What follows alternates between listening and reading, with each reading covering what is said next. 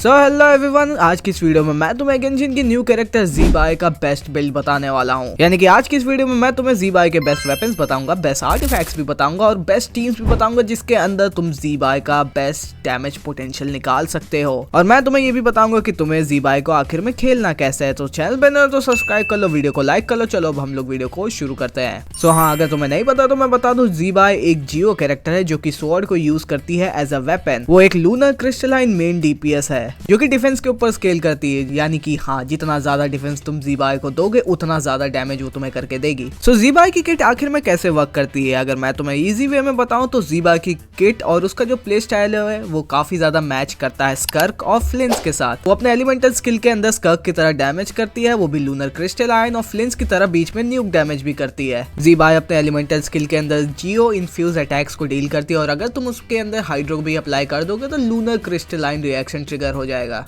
जब भी ज़ीबाई अपने एलिमेंटल स्किल को यूज करेगी तो वो एक फेज के अंदर चली जाएगी जिसका नाम है लूनर फेज शिफ्ट, जिसके अंदर वो लूनर क्रिस्टलाइन डैमेज तो करेगी ही, लेकिन उसके बगल में जो बार है अगर वो जैसे ही फिल हो जाएगा तो उसके फिल होते ही वो एक न्यूक डैमेज भी परफॉर्म कर सकती है, जहाँ पे वो एक हॉर्स टाइप का समन करती है। और हाँ, अगर तुम्हें नहीं पता तो हाँ, वो एक हॉर्स है, लेकिन एक हॉर्स होने के बावजूद भी गेंशिन वाले इसको कुछ ज्यादा ही सुंदर नहीं बना दिए हैं। लेकिन चलो अब हम लोग अपने मुद्दे से नहीं हटते हैं। तो हाँ, अगर मैं तुम्हें छोटे में समझाऊं तो इसका जो एलिमेंटल स्किल है उसके अंदर वो जियो इन्फ्यूज डैमेज को प्रोड्यूस करेगी। उसके बगल में जो बार है वो जैसे ही फिल होगा वो एक बड़ा न्यूक डैमेज भी परफॉर्म करेगी, जिसके अंदर वो लूनर क्रिस्टलाइन डैमेज को परफॉर्म करेगी। लाइक लिटरली ज़ीबाई को खेलना काफी ज्यादा आसान काम है। तो हाँ, सिंपल में बताऊं तो तुम्हें एलिमेंटल स्किल को क्लिक करना, अपने नॉर्मल अटैक्स को स्पैम करना, उसके बाद एलिमेंटल स्किल को एक और बार स्पैम करना जिसमें बड़ा न्यूक डैमेज होगा। तो चलो अब हम लोग ज़ीबाई के बर्स्ट के बारे में बात कर लेते हैं, जहाँ पे ज़ीबाई अपने बर्स्ट को जब भी यूज करती है तो वो पहले एक नॉर्मल जियो डैमेज को ट्रिगर करती है, उसके बाद एक लूनर क्रिस्टलाइन डैमेज को ट्रिगर करती है। यानी कि एक बर्स्ट के अंदर तुम्हें दो डैमेज देखने को मिलेंगे, एक रॉ जियो डैमेज होगा और एक लूनर क्रिस्टलाइन डैमेज होगा। और हाँ, अगर तुम्हें नहीं पता तो ये चीज भी पूरे तरीके से डिफेंस के ऊपर ही स्केल करती है। और हाँ, अगर मैं तुम्हें अपना पर्सनल ओपिनियन दूं तो हाँ, उसका जो ये बर्स्ट का जो डैमेज है वो काफी ज्यादा डिसेंट है।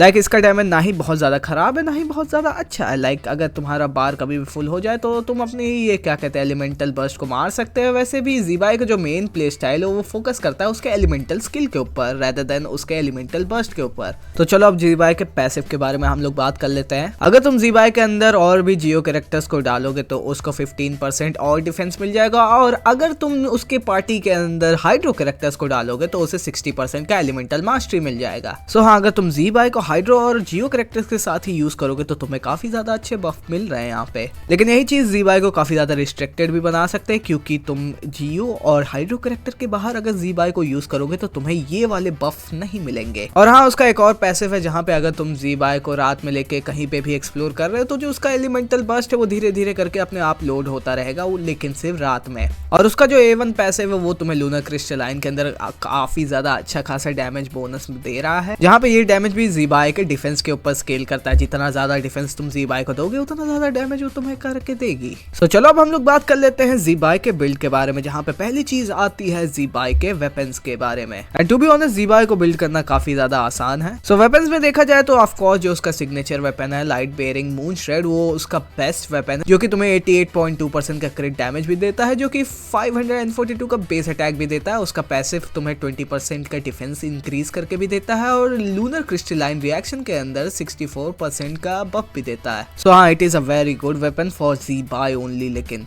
तो हाँ, अगर तुम्हारे पास अच्छे खासे प्रीमो जेम्स बचे हैं तो तुम इस वेपन के लिए जा सकते हो। वेयरएज अगर कोई अच्छा 5 स्टार तुम्हारे पास क्रिट डैमेज या क्रिट रेट वेपन पड़ा है तुम वो भी ज़ीबाई को दे सकते हो। वेयरएज अब चलो हम लोग बात कर लेते हैं बेस्ट F2P वेपन्स के बारे में। और जैसे कि तुम्हें पता ही होगा कि ज़ीबाई स्केल करती है डिफेंस के ऊपर, तो इसके ऊपर तुम डिफेंस वेपन भी रन कर सकते हो। और सबसे अच्छा F2P डिफेंस वेपन आता है फ्लूट ऑफ एचपिटल, जो कि नाइटलैंड के अंदर जाके तुम क्राफ्ट कर सकते हो इस वेपन को, जहाँ पे ये वेपन तुम्हें 69% का अच्छा खासा डिफेंस प्रोवाइड करता है। इस वेपन को तुम R5 कर लोगे तो तुम अगर इसको एलिमेंटल स्किल के अंदर अगर तुम ज़ीबाई को यूज कर रहे हो तो 32% का और डिफेंस ये तुम्हें प्रोवाइड करता है, वो भी 15 सेकंड्स के लिए। सो हाँ, it is a very good weapon. अगर देखा जाए F2P के नजरिए से ये ज़ीबाई पे सूट भी करता है। लेकिन अगर तुम्हारे पास ये वेपन भी नहीं तो तुम हमारे OG वेपन यानी हार्बिंजर ऑफ डॉन को भी यूज कर सकते हो, जो कि एक 3 स्टार वेपन है और ज़ीबाई के किट के साथ काफी ज्यादा अलाइन भी करता है। जैसे कि तुम्हें पता है ज़ीबाई डिफेंस पे स्केल करती है तो उसे अटैक अटैक से ज्यादा मतलब नहीं है। इस वेपन में अटैक कम है लेकिन तुम्हें ये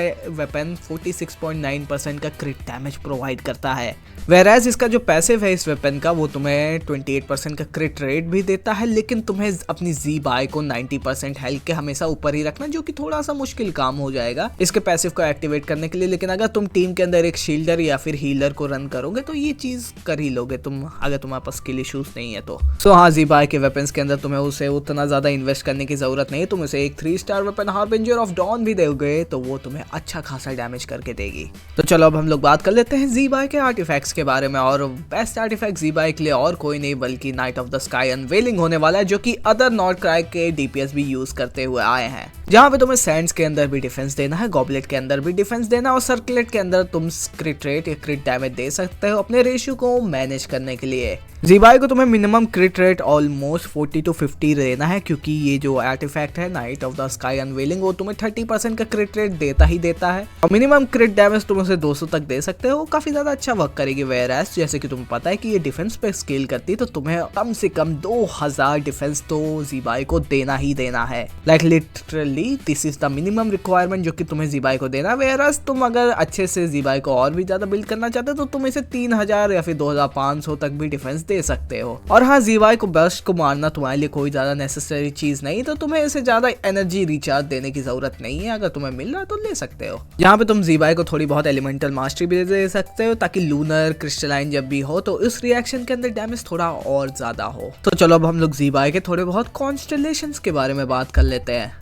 C1 कॉन्स्टेलेशन के अंदर जी बाय की जो इनहैंस स्किल है उसको तुम 4 बार की जगह 5 बार यूज कर सकते हो और उसका जो इनहैंस स्किल है वो 220 लूनर क्रिस्टलाइन रिएक्शन डैमेज का बोनस भी प्रोवाइड करेगा। C2 के अंदर तुम्हारा जी बाय 30% मोर लूनर क्रिस्टलाइन डैमेज को परफॉर्म करेगा, वो भी पूरी टीम के अंदर। और फिर जी बाय का जो A1 पैसिव है जहाँ पे वो 60% का डैमेज इंक्रीज हम लोग को देखने को मिलता था, उसके इनहैंस एलिमेंटल स्किल के अंदर वो 60 की जगह 550% बढ़ जाएगा। लाइक लिटरली भाई this is a very big damage.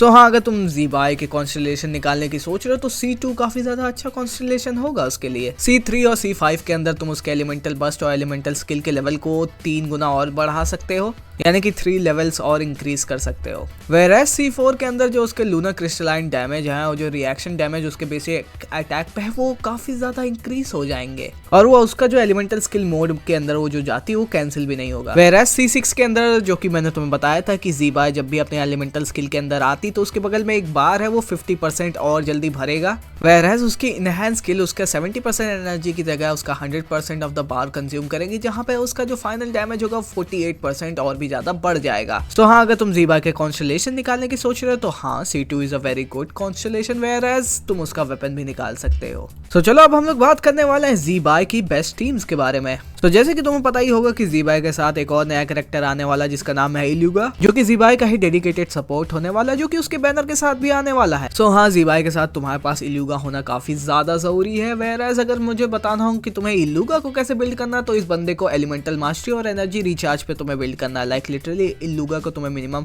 800 EM देना है और उसे अच्छा खासा एनर्जी रिचार्ज देना है ताकि वो अपने हर रोटेशन के अंदर अपनी एलिमेंटल स्किल और बर्स्ट को यूज कर सके और जी बाय को बफ दे सके लूनर क्रिस्टलाइन रिएक्शन में। और हाँ, इल्यूगा के जितने सारे कॉन्स्टेलेशन तुम्हारे पास होंगे उतना ज्यादा अच्छा होगा। लाइक लिटरली इसका C2 कॉन्स्टेलेशन काफी ज्यादा अच्छा है, C6 भी काफी ज्यादा अच्छा है। सो हाँ, इल्यूगा के ज्यादा से ज्यादा कॉन्स्टेलेशन निकालने की कोशिश करना ताकि वो तुम्हारी जी बाय को और भी ज्यादा बफ प्रोवाइड कर सके। वेयरएज जो कि दूसरी बेस्ट कैरेक्टर है जो कि जी बाय के लिए अच्छी होने वाली है वो है कोलंबिना। हाँ, कोलंबिना सारे लूनर रिएक्शन टीम के अंदर अच्छा परफॉर्म करती है तो जी बाय के टीम के अंदर भी वो काफी ज्यादा अच्छा परफॉर्म करती है, जहाँ पे वो लूनर डैमेज का बोनस देती है। वेयरएज उसका जो हाइड्रो एप्लीकेशन है वो भी काफी ज्यादा अच्छा है। लेकिन अगर तुम्हारे पास कोलंबिना नहीं है तो तुम उसे रिप्लेस भी कर सकते हो। ये अब तुम बिल्कुल सही सुन रहे हो, जी बाय की टीम अगर देखा जाए तो काफी ज्यादा चीप है। अगर तुम्हारे पास कोलंबिना नहीं है तो तुम कोलंबिना को आइनो के साथ रिप्लेस कर सकते हो। और हाँ, आइनो को मिनिमम तुम्हें C2 या फिर C6 रखना है, तभी जाके वो कोलंबिना को अच्छे से रिप्लेस कर पाएगी। वेयरएज जी बाय की टीम का जो कि 4th स्पॉट होने वाला है वो काफी ज्यादा फ्लेक्सिबल होने वाला है। ज्यादातर लोग मेरे ख्याल से जियो या फिर हाइड्रो कैरेक्टर रन करने की कोशिश करेंगे। फॉर एग्जाम्पल 4th स्पॉट में तुम जोंगली को यूज कर सकते हो क्योंकि जोंगली रेजिस्टेंस रेड करता है और तुम्हें एक शील्ड भी देता है। वेयरएज तुम C6 गौरो को भी यूज कर सकते हो क्योंकि वो जियो डैमेज रेजिस्टेंस रेड भी करता है और वो तुम्हारी टीम को हील भी करेगा।